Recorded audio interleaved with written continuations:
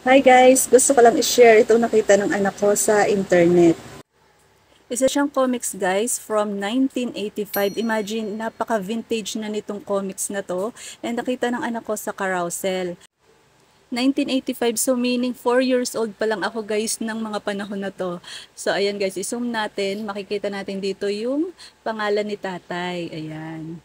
And then kung isusum mo naman dito sa harap, makikita natin merong pirma ni tatay yan.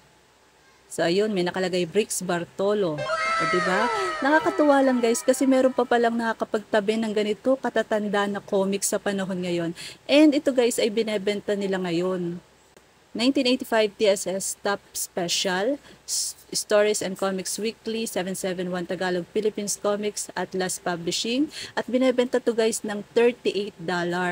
So imagine pumapatak ang price nito ngayon ay 2,155 pesos. So dito sa description makikita natin yung title ng story and by Elena M. Patron and Bricks Bartolo. At original price niya na nabili ito ay 2 pesos and 25 centavos siguro noong 1985. And then ngayon guys, $38 na siya binebenta ng may-ari. So napaka-vintage na nito at talagang nakakatuwa.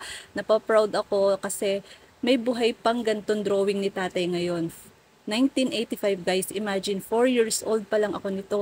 Siguro nasa tabi lang ako ng tatay habang ginagawa niya to. Naglalaro ng manika ako.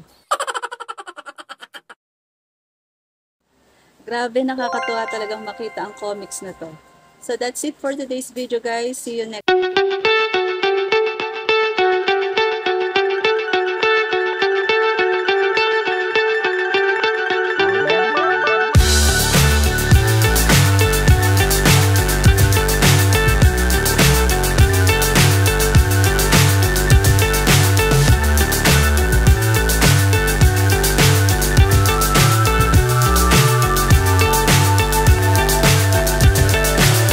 so high, I'm hypnotized.